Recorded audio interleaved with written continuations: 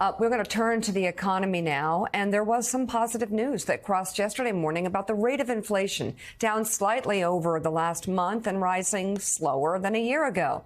NBC News correspondent Emily Ikeda has the details. Soaring inflation is in retreat, December marking the first monthly decline in prices in nearly 3 years, down by 0.1% from November. Signs of relief hailed by President Biden. It's coming down in America month after month, giving families some real breathing room. Compared to a year ago, the rate of inflation is now 6.5%. The vast improvement from last summer's peak, driven by falling gas and used car prices. Going from 9% to 6.5% really is a big deal, and that's good for the economy. But experts caution, keep in mind that prices are still elevated and burdensome for budgets. For the same items, the typical household shelled out $371 more per month than in 2021. It's really expensive. Key categories like rent and groceries continue to hit families where it hurts. Eggs soaring a staggering 60%, pressured in part by a record outbreak of the avian flu. Are you feeling any improvement? No, it's gotten worse, if anything. This is the third grocery store Beverly Green has visited in search of more reasonable prices. It shouldn't be such a struggle to put together a meal. A struggle grocery store owner Bart Yablonsky has witnessed in Maryland. But he says prices are beginning to level off. We want customers to be able to come back in and shop regularly and not be so concerned about every single penny that they're spending. NBC's Emily Ikeda with that report, and joining us now, former Treasury official and Morning Joe economic analyst Steve Rattner. Steve, inflation continues to fall. At the same time, you go to the grocery store and you're not feeling that way.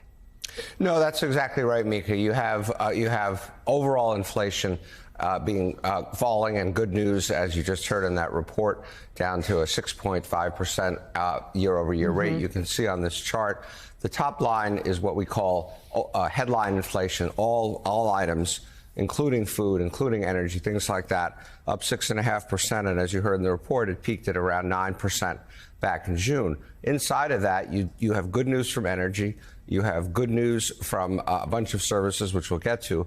But food, unfortunately, is a problem. It's still up over 11% year over year. And that's why you heard in that report the bad news about groceries. But if you look at the solid line just below, that's what we call core inflation. It takes out food, takes out energy, where we've had a lot of good news, and it looks at just the central parts of the economy, goods and services. And there's also, and that's what the Fed looks at. There's also good news, up 5.7% over a year ago, down from 6.6% in September.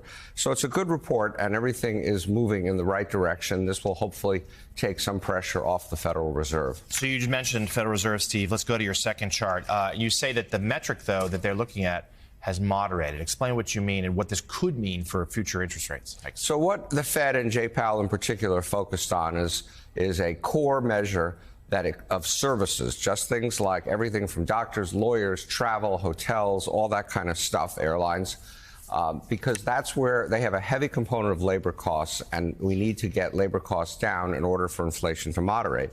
And the good news there is that Powell's key metric, as we call this here, Jay Powell, the chairman of the Fed, has gone from a high of 10.2% back last spring down to only 2.2% in the latest month on a year-over-year basis. And so that will hopefully make it easier for the Fed at its next meeting to impose a much smaller interest rate increase, more like 1/4 point instead of 1/2 point or the 3/4 point it was doing last year. And that one certainly a very closely watched meeting when that comes. Steve, let's turn to your third chart now. In the midst of the inflation, wages are still growing, but the growth has slowed. Explain it. Yeah, as I indicated, in order to really get inflation down on a long-term basis, we need to moderate wage increases. That may seem counterintuitive.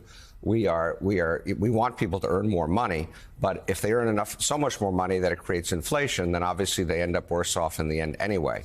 So we need for wage increases to come down. And here again, we have some good news. They peaked at about a 7.5% rate of increase a year ago. It's down to about 4.2%.